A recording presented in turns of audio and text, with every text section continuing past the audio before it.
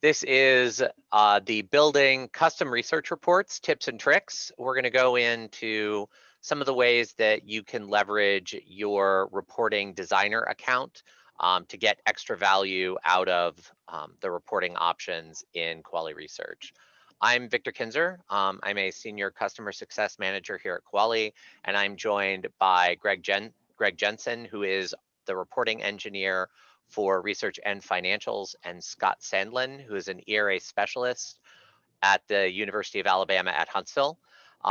So that very quick introduction, I'm going to go ahead and hand this over to Greg to kind of do a general introduction on the reporting environment for Quali Research. Cool. I just need to, you need to unshare so I can take it. Okay.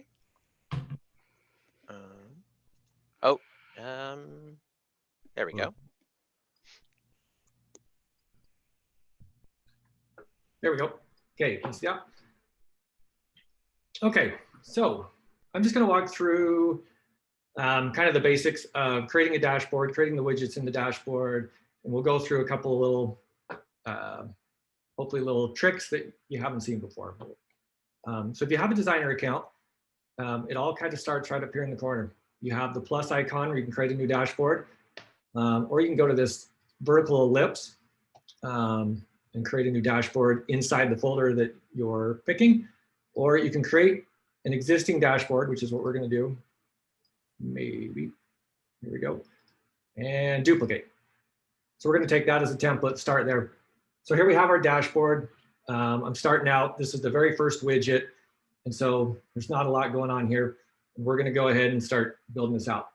Now, first tip, the one thing I really like to do, very first of all, I like to limit down my data set so that as we're working, you know, changing widgets, changing filters, that kind of stuff, it's very quick. It's not taxing on the system. So I'm going to do that very first. I'm just going to limit down to 1 year's worth of data. And then I'm going to start grabbing my fields. And so in here, we can start typing and find the fields that are in the cube, or, you know, you can scroll down through here, browse, however you want to do that. Let me show you one more trick. So I'm just going to grab one field real quick. And then we do have a dashboard. If you're a designer, you should have access to this. If you do not, let us know, we'll get you access. In the Research SP Designer folder, we have a data dictionary dashboard that you can use. Gives you a visual of what the cube looks like, what objects are in there. You can come down here, search for what fields are there, and it'll map it back to where it came from in the application database. So you can use that as a reference to find what you're looking for. One thing to note, you will see on here, like here's a notice date object. So the award actually has a notice date, and it's just a regular date field. If you pick that, if you just need a date field, I would recommend just picking the date field that's on, you know, like the award object or whatever object you're dealing with. The notice date object that's a separate object, that is there to provide like different slicing abilities, you know, fiscal years, kind of an extension of that date. So if you're going to do, you know, year over year, that kind of stuff, you know, you're obviously going to need that object. If you just need to pick a date, it's going to run quicker for you if you stay within that object.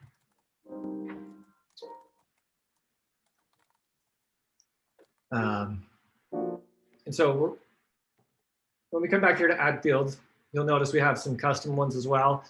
Right now, the custom data fields map into buckets. And so they're just generic fields. And so if you want to know, you know, how to use the custom fields for your system, we have a different dashboard for that. Same folder, Research SP Designer, custom data keys. And so this is where you can go to look up what, you know, custom values you have configured in your system, how they've been mapped over to our system. And someday we're going to get some nice labels there, but today you got to go pick the buckets. And so it's going to grab a couple of fields here. We're going to start creating some widgets. And so you'll notice as I add fields, it's going to try and make a guess of what chart type is what I'm looking for. And so as I've added them, it thinks I want a bar chart. It would be wrong. I want to pivot, but so you can click through here. You can kind of start to see what options are available to you, and based on the data that you've picked, you know which one's going to give you the nice display that you're looking for. So we're going to start out with a pivot because everyone loves pivots. So go ahead and create that widget. So now my dashboard's starting. I just have the one widget. If I go into the pencil, I can edit that widget. Oh, What do you have? here we go. Yeah. Okay, and so on the left side, this is where we're going to pick the fields that we want to populate the widget with. Up here, we can pick, again, if we pick the wrong widget type in that little wizard screen, we can change it as we work through it. You'll notice each widget has different setup over here. So the pivot has rows, values, columns. You know, I can go through here and change to a pie. I'm going to get a different requirement set over there. And so each widget will kind of walk you through what it needs. On the right side, I have a design tab and a filters tab.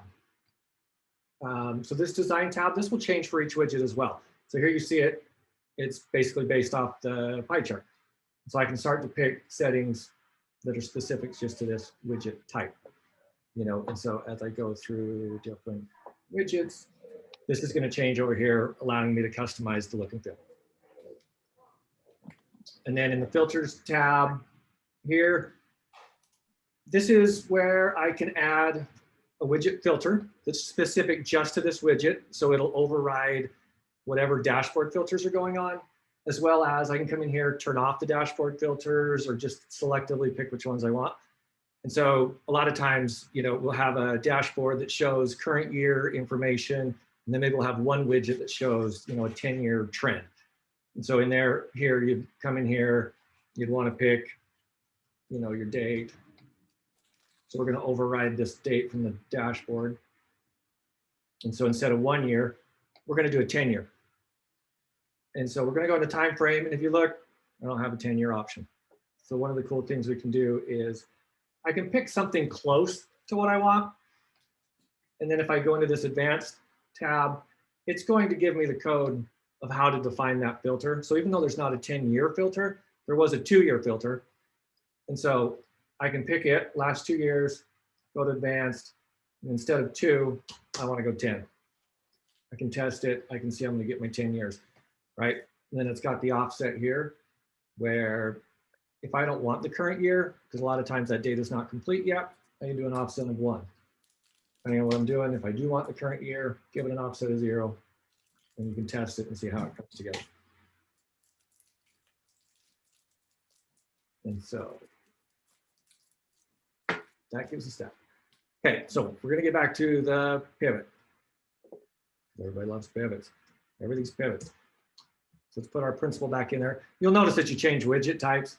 It doesn't have that field. You're going to lose it. So we'll have to bring it back in now that we went back to pivot. So let's just apply this really quick.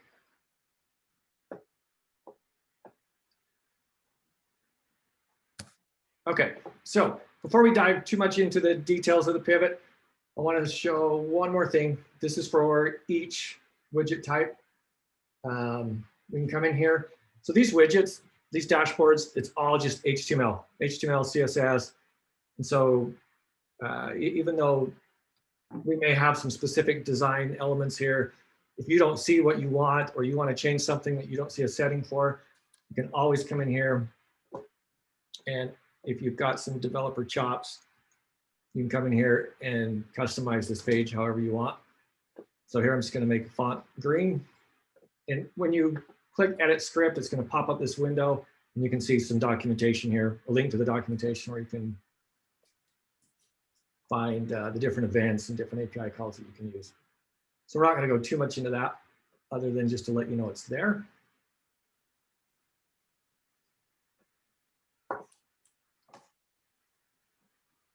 Let's see. So now we're just adjusting the CSS of the HTML page that's here.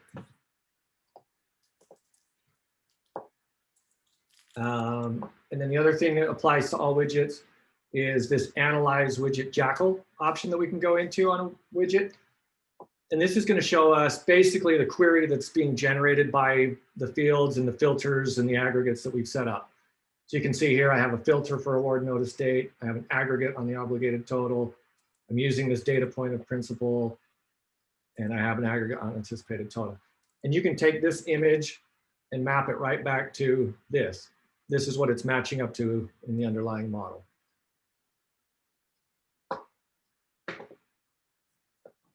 Okay, so now we'll dive into pivots a little bit. So we have a couple of different types of table style widgets. One is the pivot, one is the table, and then this OOB custom Excel. If you copy one of our existing dashboards, you're going to get this widget type. It has some special functionality that we have to use internally. It doesn't buy you anything. So if you copy one of our widgets, it's best just to move it to a table or a pivot. The table is just a row by row data dump of data. There's nothing really fancy there. The one thing you will notice with a table is you don't have the option to export to Excel, but you do have the option to export to CSV. And Excel will open CSVs just fine.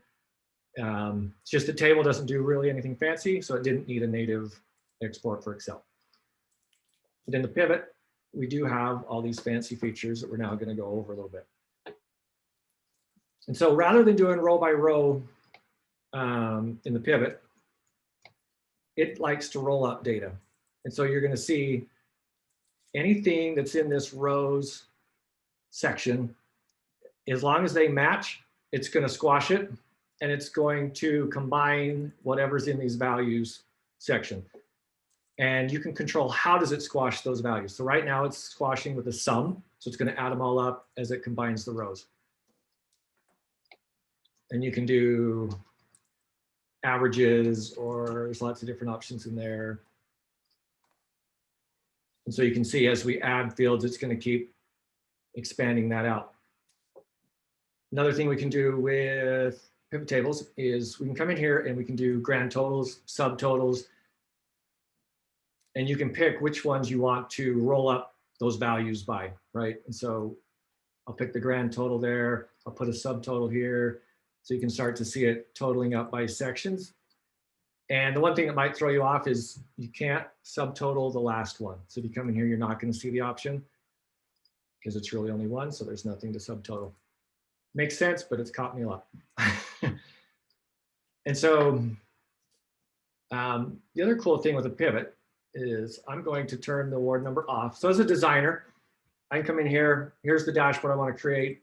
I'm going to do the PIs and a notice date, and I can publish this out. But now someone may come in here, look at this and go, well, I'm really curious, you know, what makes up this row or this section. So you can do a drill in. If you right click on a piece of the pivot table, you can go in, drill into, it's going to say, how do you want to drill into this data? Now, this can get a little tricky because it obviously has to make sense. You can't drill into something that really isn't part of the data set. But in this case, I can do like the award number. And now it's going to pop into her record, and it's going to break out all the award numbers. And then it's not going to roll them up anymore. It'll show you the details of those rows. And as a designer, you didn't have to put that functionality in there. You just gave them kind of that high level, and they can drill in.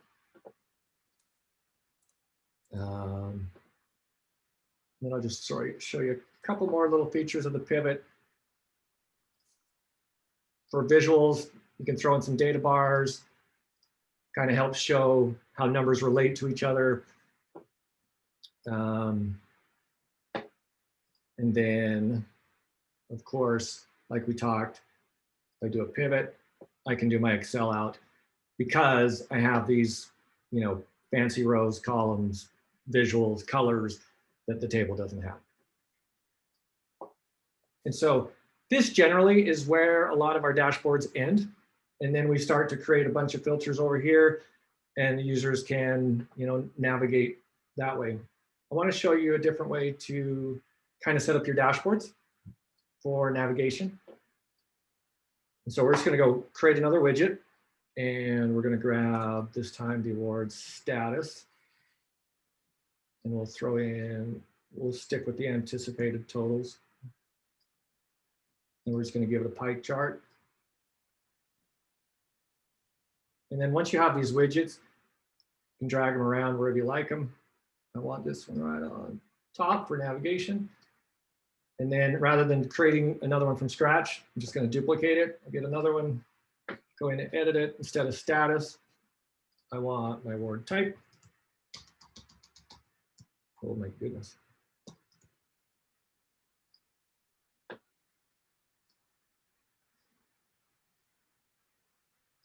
And so now visually, I'm starting to tell a much better story on my dashboard, but I still have my data. And as I click these, they will interact. So right here, I have my award types. If I want to see grants, I can go ahead and click it. And you see, it's actually just creating the filters over here that we like to use for navigation anyway. But now I can see it, interact with it, click it, and it will change this data down here. And then if you want to go back out, actually I just did it. There it's grant. If you want to go back out, you can just clear the selection and it'll turn it back to the all. And so this is nice for simple type kind of data. We're going to throw in another one with a little time series.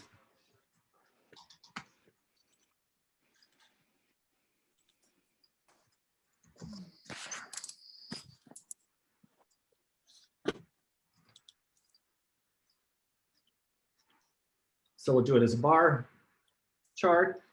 We'll bring that one up as well.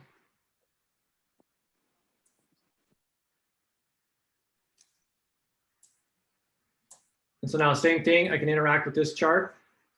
So I can click a year and it's going to adjust. So these pie charts will only show the types for that year. This will be, well, we changed this one, sorry. Let's go over here. We made it 10 years. Let's turn that off so it'll play nice. So now it'll respect what we're doing here. So we see 2015. And the nice thing is I can come in here, do a drag. I can select a range of years and all the widgets are going to update accordingly. A little pro tip, you can come in here on a bar chart. Down in here, you can find a regression. So if you want to kind of project out a little bit, pick your formula that you want to use, and it's going to show a regression line of your data. The one gotcha here. So here you just pick the formula. And obviously, if you wanted to change settings on the formula, you would go clear over here. And so here you can set how far out you want it to predict. So that's a little gotcha, two different places, kind of confusing. So we'll throw that prediction line on there. And then I'm going to show you just one more common one that we like to do. We'll do a year over year. So to do a year over year, we're going to change to the line chart. And then for our axis, I'm just going to come in here and I'm going to type year over year. And so then this is going to go off of those little date objects off of the main object that have the different date options. So here I have a calendar year over year date that I can use. I'm going to use that as my axis. And we're only going to use anticipated. And so you see, it's going to come in and it's going to give you a 2012. And that's how the year over year works. It basically just sets all the years the same. So that's totally okay. And what we're going to do is we're going to take all the data and we're going to now break it. And rather than using the year over year date, we are going to use just this, the real noticeable date. So we're going to break by that. So now you can see it's creating a legend here with all the different years that are available in the set. I still have them rolled up all to a year. So I'm going to come over here. Up here, you got a selector that you can choose. How do you want to treat that date? We don't want to treat it as years. We want to treat it as months.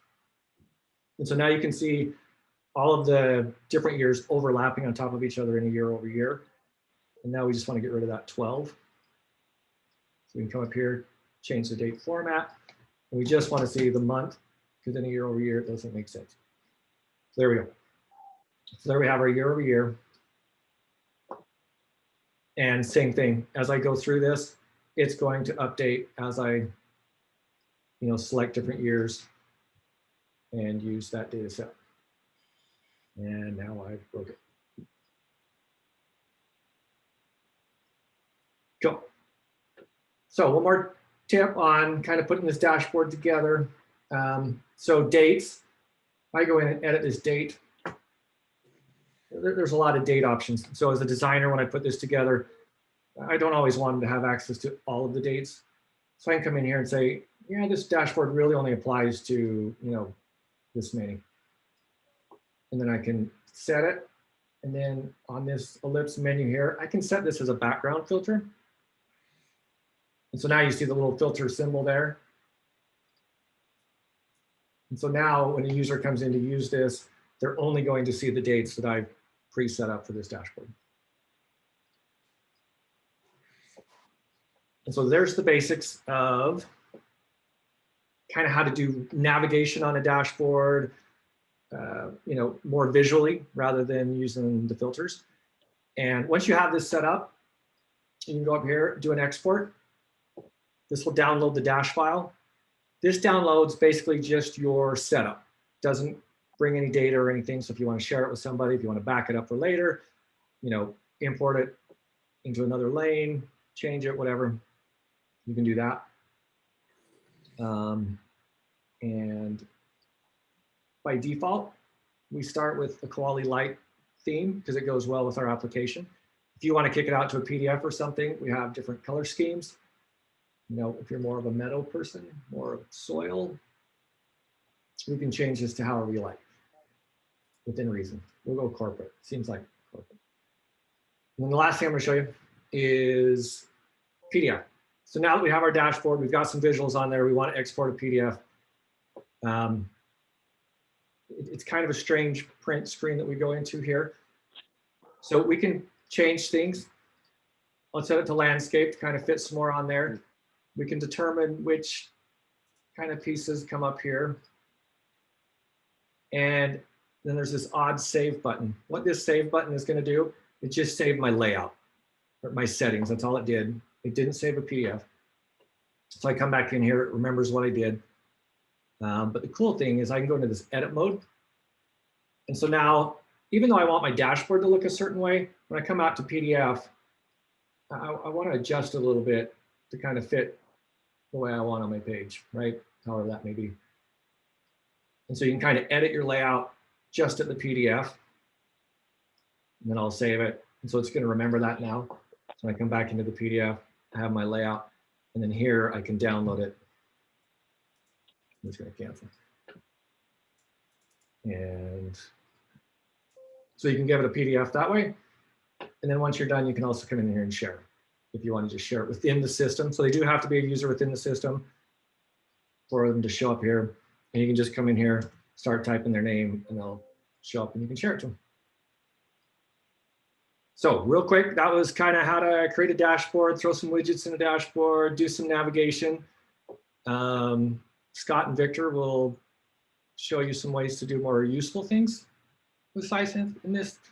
Is there any questions on this so far? Hey, great. Real quick question. Yeah. I do those dashboards, but unfortunately, our faculty members, or at least our deans and department heads, don't want to see that in the system. They want a PDF version of it. And the issue that I have is, if you went down to the bottom, and if you have more than one set of rows, say it's 20 rows, but they only break it out to 10 sections, you can't see the second 11 through 20 on the PDF. You only see 1 through 10. On a table or pivot? No, on the PDF. On a table or either one, if it's more than the set amount of rows, no matter if I try to stretch it out, it will not, obviously it won't show the second or third, sets of rows. And that's an issue that I have. That's true. That is a limitation at this point. If you're outputting to print the table or PDF, it will clip you to one page. It is a limitation.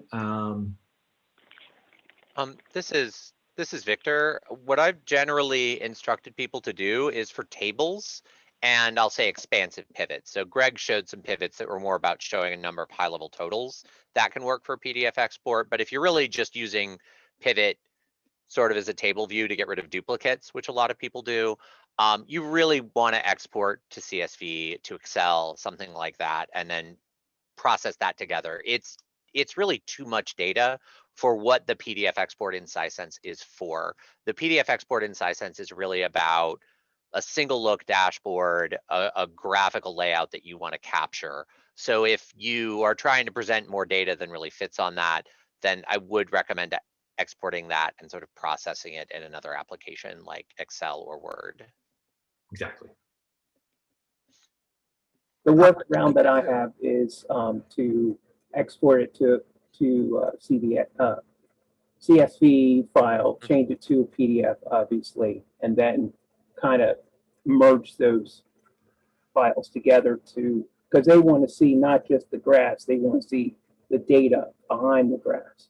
And they're just not very open to me sending the dashboard to them and they can, do what they want to with it. Yeah.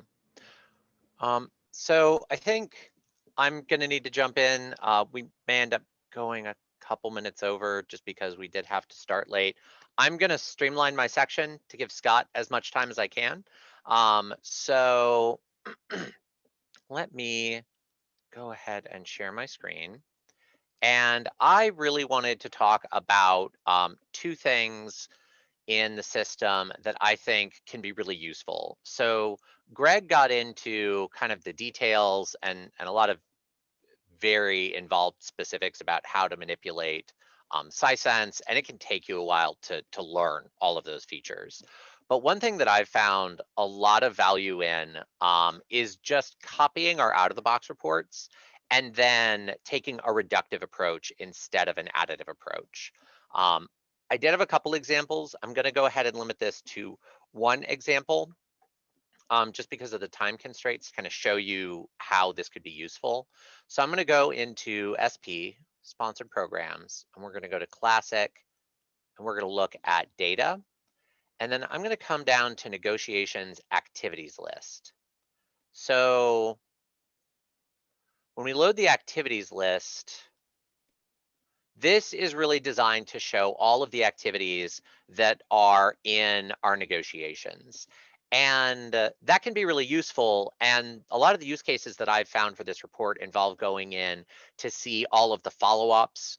We have the dashboard now, and the dashboard is great for seeing your follow-ups, but maybe you are the leader of a team and you want to see all the open follow-ups for everyone who's doing negotiations on your team, or maybe for the entire office, or you want to say put together a report of every negotiation where a partially executed agreement has been sent out and you're waiting for the fully executed agreement to come back in. One of the first tasks I had when I was just a beginning research administrator was I had to run a report on a weekly basis and follow up with sponsors that should have sent us a fully executed agreement already. And I had a push button version of that report. You can absolutely get that information with this list, but if it's something that you're going to come in and do regularly, it's kind of nice not to have to massage the filters and set everything up every time. So I'm going to come here to the activities list and I am going to duplicate it. That's going to put it down here in my general list.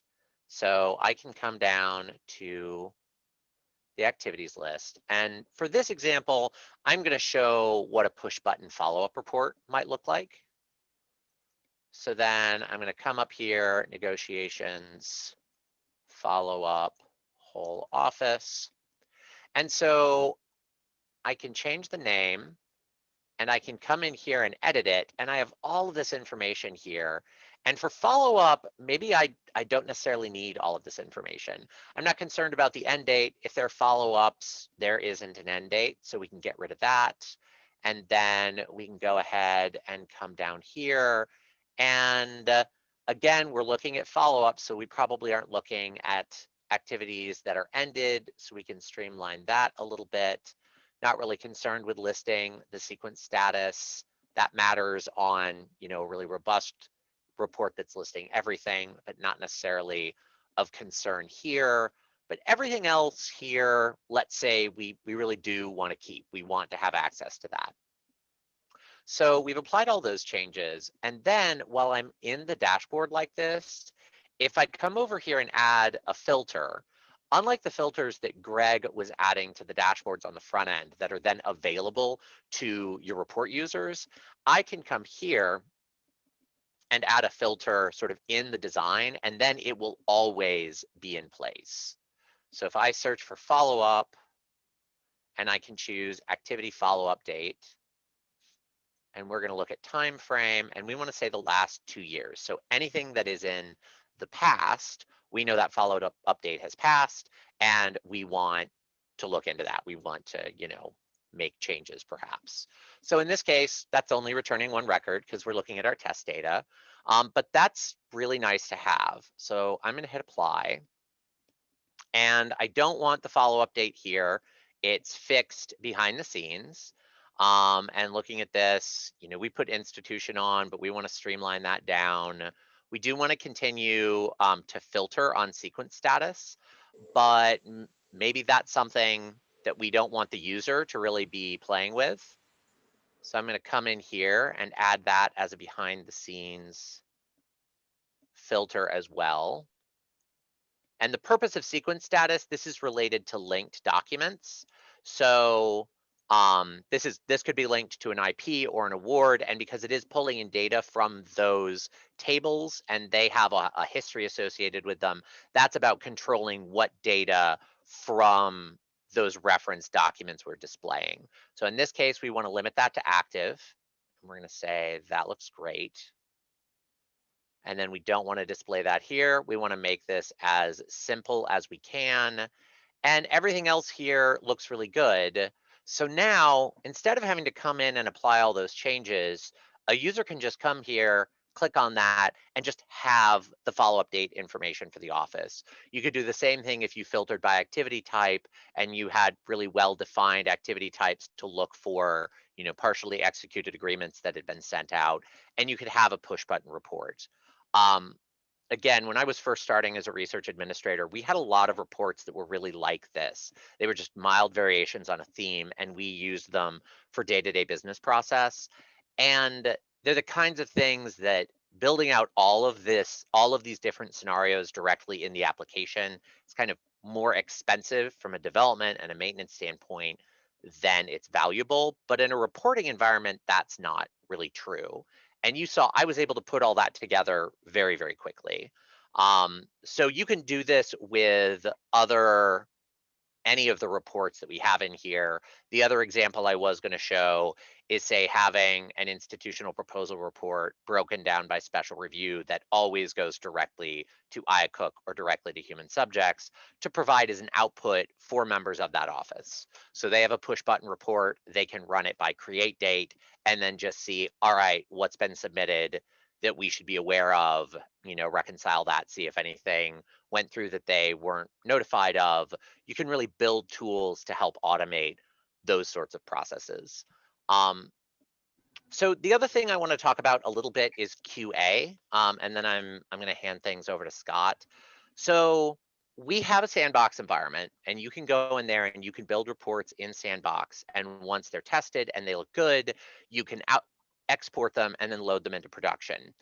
But the Sandbox environment looks at the Sandbox data. And depending on what features you're testing, if you're in a later phase of implementation and you want to, say, work on a report for one of the modules you're already live with, that can be kind of frustrating. You might want to test reports against production data.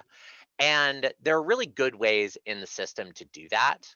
So I'm going to collapse this down, and I can create a new folder and just call it QA publication. And so I have this folder, and I'm going to move my activities report into here. And then I can come in and I want to share this just with Greg. Greg needs to validate this report. And so I can save this, and this has been published out to Greg. He can go in and test it, let me know if it needs to have changes applied to it. And then once it's refined and ready to go, I can come in and share with my entire institution. And so once it's shared with the entire institution, then it's going to be available to everyone that has the Run Global Reports permission. So having these steps in the process is really helpful. With a new report, this is very easy. With an existing report that you've had changes that have been requested to, it's a little bit trickier. So in that situation, you would want to make a copy of your existing custom report, move it into your QA folder, work on revisions, and then once those revisions are approved by the individuals at your institution that need to approve them, you would unpublish the old version of the report, publish the new version, and move it into your production folder. So you'd have to have a life cycle set up to manage that, but you can have an entire testing and QA life cycle set up in the production environment, which is something a lot of us aren't necessarily used to managing, but Sisense really does have great tools for that. Is there a question? This is Cindy. I have a question. Mhm. And my question is, when you do this, if you modify the existing report, unpublish the old one, republish the new one. Correct. If you already have existing shared user list, how do you preserve those lists? So in that situation, you would need to go into the current report, and you can get to the list of published users. If you go to share, it's going to list the users. So in that case, you would want to go in, capture that list there, share your new report with those users, and then unpublish the old one. So that means you have, if you have 20 or 30 or 50 users list in there, do you do typing them one by one? Normally, if there are that many users, I would probably want to share with the institutional group. I've worked with a few schools that they have a few reports that they only publish out to a small internal group. If you are manually sharing with that many individuals, then you would have to reproduce that. But I guess I would encourage you to use your institutional reporting group whenever possible to avoid that situation. Can you do the export import to preserve those lists? I do not believe the export and import includes shared individuals, but I'll defer to Greg on that one. I don't think it does, no.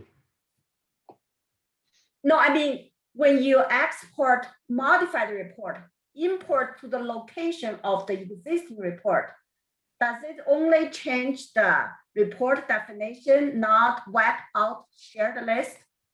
No, that does not impact the shared list, because in that situation, so you can modify the existing report and work on the changes without republishing, but the problem is you can't then republish to just a couple people for review purposes. You have to copy the report, and when you copy it, it doesn't copy all of the people, because there isn't the assumption that it is going to be the exact same report for the exact same people. That's exactly what I want. When I modify the existing report, I copy the report to the private folder, only share the testing people.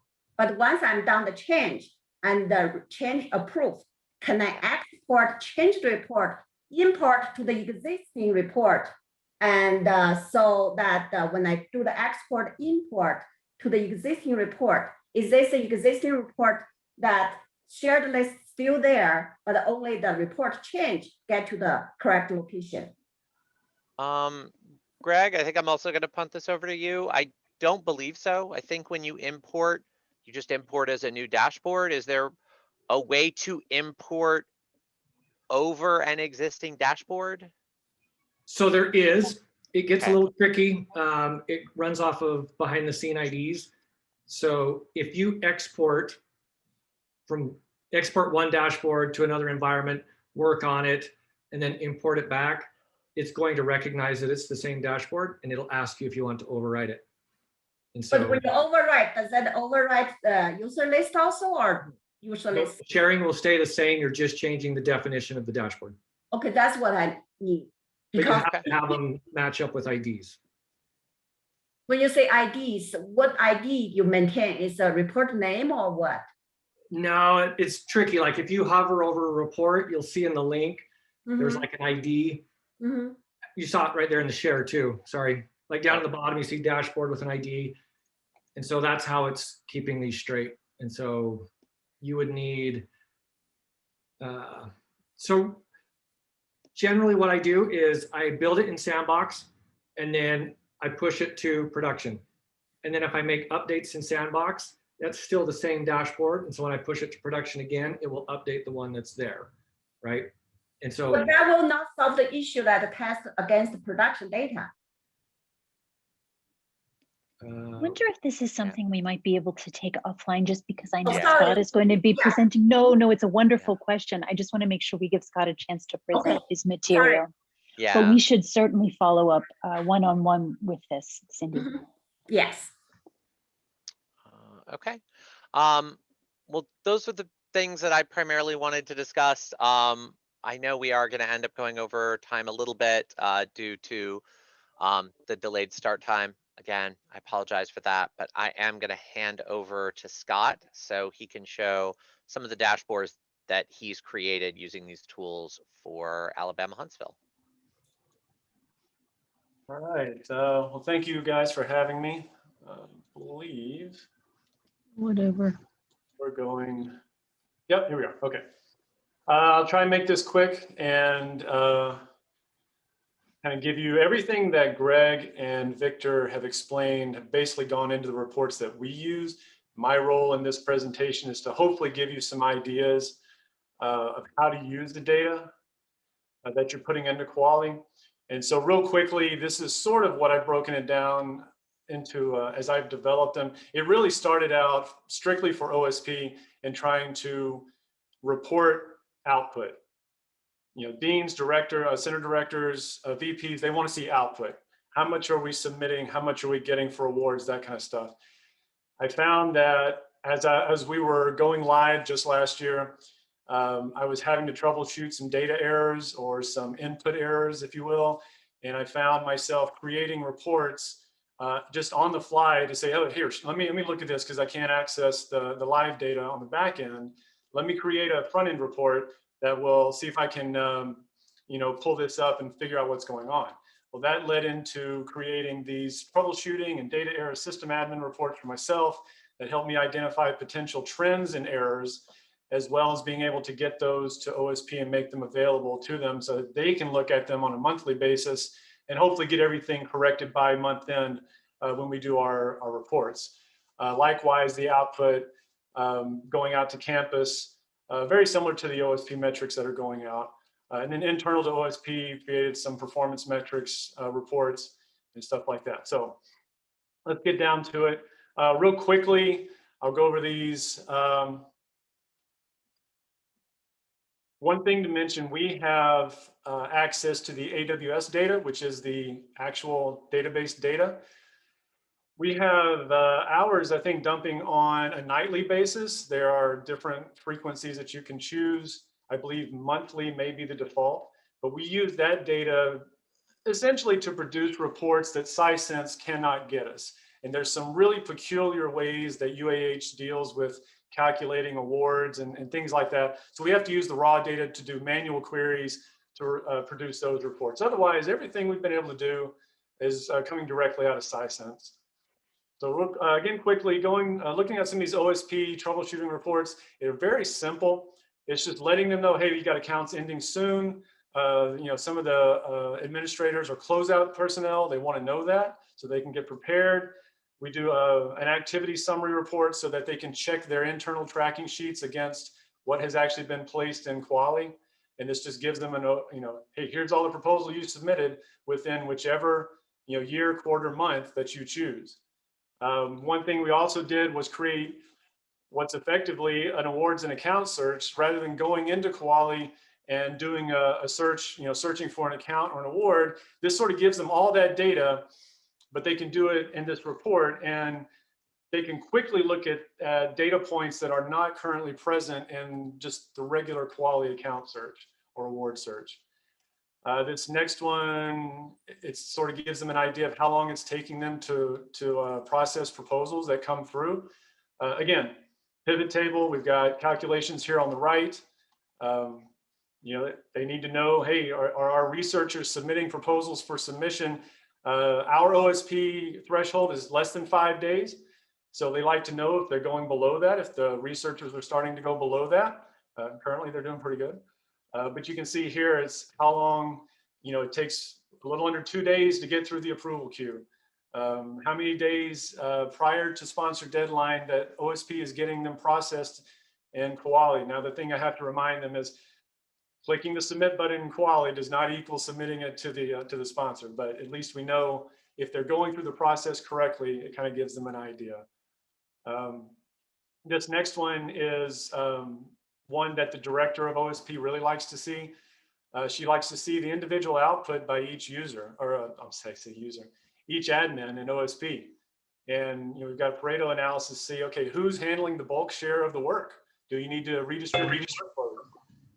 But again, all these are exactly what Greg was showing, how to set them up using the filters. Sometimes you have to customize the filter a little bit. But these hopefully give you some ideas on how to take your data and make it effective for the people that you support, whether directly or like myself, I support several offices under the VP of Research and then campus in general. Now these troubleshooting ones that I mentioned earlier, I like to know when we have IPs that are marked as funded, but I can't find an awarded flag in the system. And what's happened is they've updated the IP somehow. You know, they've done something to update the IP, but the award to which it's linked has the old version of the IP. And so what happens is when those two are out of Congress, it drops that awarded flag. And so when we're doing our calculations for efficiency, then even though it's marked as funded, that awarded flag is going to show fewer.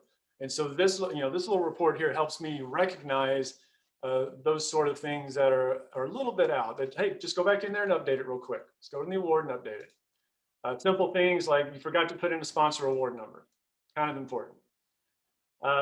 Here's one where if they have not finalized an IP document, thankfully we've kind of got past that, but I also have it set up to look at the award data cube and show me any pending award transactions. Hey, you haven't submitted your changes on this award transaction.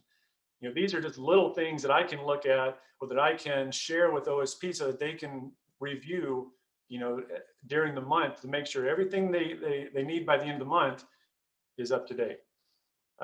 This is a big one, proposals approved, but not yet submitted in Kuali. So it's got the final approval from the director of OSP in our case, but the administrator has not clicked that submit to sponsor button. And so it's just kind of hanging out there. As we go to, you know, to more the broader scale towards campus, these are your typical output dashboards that you would expect. And one thing that, I can't remember if Greg mentioned it, but this little slider is awesome because you can see on the grand scale, like all these PIs or researchers, but I can take this slider and I can narrow down that result list to a smaller amount. So if a dean or a center director is filtering and they've got several, you know, researchers that have submitted, rather than seeing these little bitty bars, they can narrow that slider down and get it to a more manageable viewing size. And again, this is very similar to the one that I showed with OSP.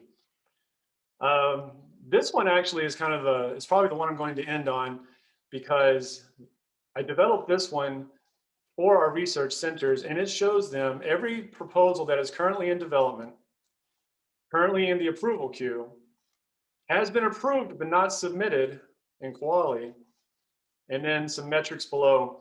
And then one thing that we like to do for our reports is at the very bottom, we always have the raw data, usually in a table or a pivot format. That way, we can always check against our metrics above in our graphs and charts above to make sure that they're designed correctly. If we have the raw data below, that allows them to be able to export that into a CSV file or an Excel file, and they actually have the data that they can go do with it what they want if they don't like what we've put together in the dashboard. So one thing maybe you want to consider is when you develop these dashboards, just put all the raw data down at the bottom. or at least make it available. Anyway, so that's what we've done at UAH in terms of making reports available to various groups, and then taking the data, whether it's using the raw data on the AWS nightly dump for us, or taking the front end data here on Sisense, and trying to make it presentable in multiple ways. And then we're still sort of in that development process. Okay, what's working best for everybody? And then to also say, okay, what do you need? What serves OSP the best? What serves the vice president of research the best? What serves our research centers or colleges the best? And so we're going to continue to evolve, but hopefully these gave you some ideas on ways to utilize your data and present it to your university.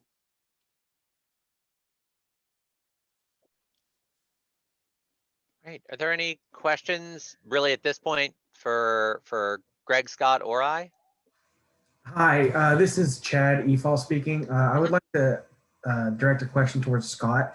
Can you discuss the Amazon AWS process that you use to get that data into SQL? Is that going from a non-structured to a structured, or how are you doing that? Let's see, I'm trying to walk it through in my head here. We download it through the command prompt from AWS, and then we take that file and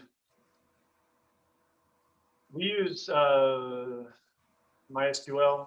I know other people may use different sort of data structures programs. We use MySQL. So we'll have to take that, and there's one step that I'm drawing a blank on where we have to get it into a format where we can then import it into MySQL. Once we get it into MySQL, then we can either go and write views or queries directly into that, or connect an Access database file to it and then write queries from there. Okay, would it be okay if I reach out to you to your email and discuss this with you after the fact? Thank you. Are there any other questions? I know we're over time, but I also know we started late, so I want to make sure we make time for any questions that anyone has. Do you have a document for the advanced formula, the formula editor, the syntax or example, and also the advanced filter? So with some of the more advanced Sisense features, we don't have full documentation, but there's documentation out there that's provided by the vendor that provides the tool. So we are working with Sisense. It's a tool that we've integrated into Koali. If we tried to go in and create documentation for all of the ins and outs of the tool, it would always be inferior to what Sisense has provided. So we encourage people to go out and look up tutorials, the direct documentation from Sisense. We've tried to document what we've built. So, you know, we're trying always to give more information about our data cubes, where is the data coming from, that mapping that Greg showed about what are the values in Sisense, what are the direct values in the database, so that you have access to that information. But that's really, those are the pieces that we can document. Does that make sense? Is that advanced filter is also Sisense feature? Advanced filter. Yeah, when you do the filter, there's advanced tab, right? That, you know, there's a very specific syntax. How do we know how to use that advanced filter? Is this like when we were doing the dates? Yeah, whatever you do, I just you know, where we can find that document or sample that the filter, how we use that filter. So that's also a Sisense thing. You can look for the advanced date formatting. But really, if you just pick something that's really close to what you want, it will fill out that format for you, and then you can just kind of tweak it. Okay, thank you. All right. Well, if there aren't any other questions, then I think we can let everyone go. Thank you all very much. I hope this was useful.